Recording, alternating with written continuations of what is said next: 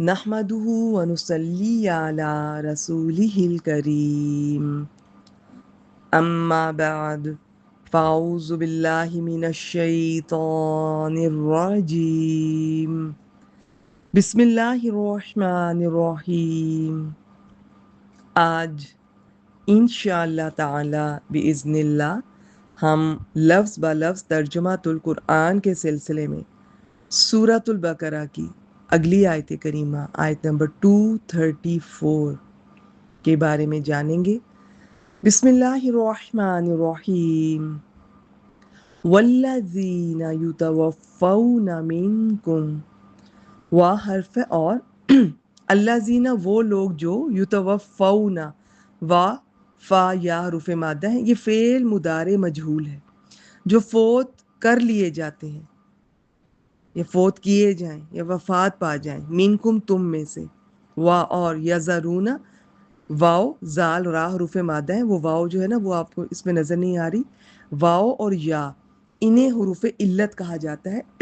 علیل حروف، بیمار حروف، کمزور حروف بعض دفعہ ایک دوسرے میں بدل جاتے ہیں، بعض دفعہ کسی اور حرف میں بدل جاتے ہیں، بعض دفعہ ان میں سے کوئی گر جاتا ہے، تو وہ یہ بعض سم ٹائمز ان کی پہچان حروف مادہ میں مشکل ہوتی ہے، لیکن آہستہ آہستہ قرآن مجید کے ساتھ وقت گزارنے سے اللہ کی برکت سے یہ چیزوں کا آپ کو پتہ چلتا جائے گا۔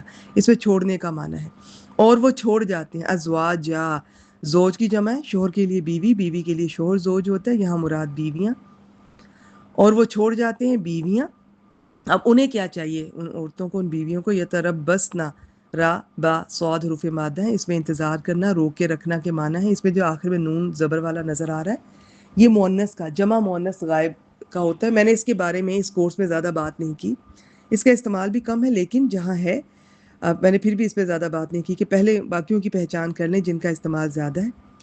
اب یہاں ہے جی کہ روک کے رکھیں۔ ایک چھوٹا سا قاعدہ یاد رکھیے گا، بعض اوقات فعل امر ہوتا ہے لیکن فعل امر کی جگہ فعل مضارع لے آتے ہیں، اس میں زیادہ زور ہوتا ہے، تو روکے رکھیں وہ انتظار کریں یا انتظار میں رکھیں یا روکے رکھیں وہ عورتیں، بِأَنفُسِهِنَّ اپنے نفسوں کو، اپنے آپ کو، کتنا عرصہ، اربعۃ اشہر و عشرہ، اربع 4 کو کہتے ہیں، اشہر شہر کی جمع مہینے کو کہتے ہیں، 4 ماہ، و عشرہ اور 10، بعض نے اسے 10 دن مراد لیا ہے، بعض نے اسے 10 رات، ٹھیک ہے، تو یہ دونوں پاسبل ہے۔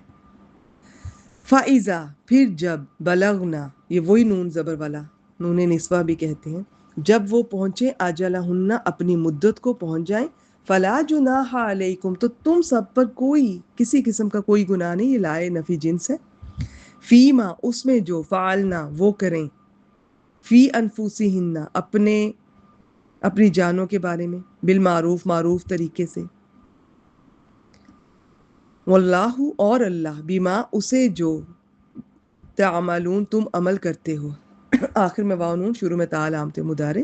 اب تو آپ کو پتہ چل گیا ہوگا، بلکہ آپ مجھے بتائیں کہ تعملون حروف مادہ کیا ہیں اور اس میں فاعل کون ہے، کیسے پتہ چلا؟ اور اللہ اس سے جو تم کرتے ہو خبیر، پوری طرح باخبر ہے، فعیل کے وزن پر۔ ایک بار پھر سنیے، اور وہ لوگ، اور جو لوگ تم میں سے فوت کر لیے جائیں یا فوت کیے جائیں یا وفات پا جائیں اور بیویاں چھوڑ جائیں، وہ عورتیں، وہ بیویاں اپنے آپ کو 4 مہینے اور 10 راتیں یا 4 مہینے اور 10 دن انتظار میں رکھیں، پھر جب اپنی مدت کو پہنچ جائیں تو تم پر اس میں کچھ گناہ نہیں جو وہ اپنی جانوں کے بارے میں معروف طریقے سے کریں، وہ عورتیں جو بھی فیصلہ کریں، اور اللہ اس سے جو تم کرتے ہو پوری طرح باخبر ہے۔ شوہر کی وفات کی یہ عدت تمام عورتوں کے لیے برابر ہے، شوہر نے اس سے صحبت کی ہو یا اس سے پہلے ہی فوت ہو گیا ہو، اسی طرح خواہ وہ جوان ہو یا بوڑھی، جیسا کہ آیت کے الفاظ میں سب بیویاں شامل ہیں۔ اب اس میں ایک صحابیہ کے بارے میں کہ ان کے شوہر صحبت سے پہلے ہی فوت ہو گئے، تو رسول اللہ صلی اللہ علیہ وسلم نے اس کے بارے میں فیصلہ فرمایا کہ اسے پورا مہر ملے گا، اسے عدت گزارنا ہوگی اور اسے میراث میں سے بھی حصہ ملے گا۔ جامع ترمذی 1145، ابو داؤد 2114۔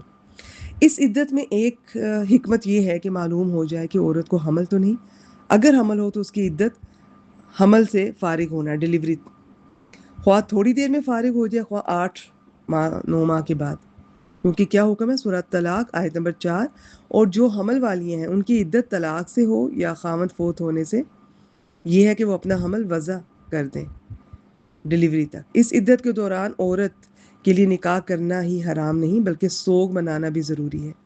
یعنی اس سے کیا مراد ہے؟ ہر قسم کی زینت سے پرہیز کرنا بھی ضروری ہے، مثلاً شوخ کپڑے پہننا، خوشبو لگانا، حتیٰ کہ رسول اللہ صلی اللہ علیہ وسلم نے ایسی ہی ایک خاتون کو اور ایک عورت کو آنکھ میں تکلیف کے باوجود سرما ڈالنے کی اجازت نہیں دی تھی۔ صحیح بخاری 5338۔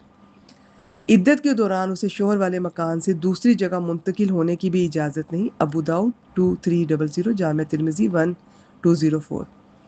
اور آخر میں کہ یعنی تم لوگوں پہ کوئی گناہ نہیں کہ وہ جو بھی ان کے اپنی اس مدت کو پہنچ جائے، یعنی عدت گزرنے کے بعد وہ زیب و زینت اختیار کریں یا اولیاء کی اجازت سے دوسرا نکاح کرے تو اس پہ کوئی حرج نہیں۔ یہ جو ہندوؤں کے اثرات سے بیوہ کے لیے دوسرے نکاح کو برا سمجھا جاتا ہے، اس میں رکاوٹ ڈالی جاتی ہے، تو یہ شریعت اسلام کے سراسر خلاف ہے۔ تو یہ تھی جی آج کی آیت کریمہ۔ آج کے لیے اتنا ہی۔ وآخر دعوانا ان الحمد للہ رب العالمین۔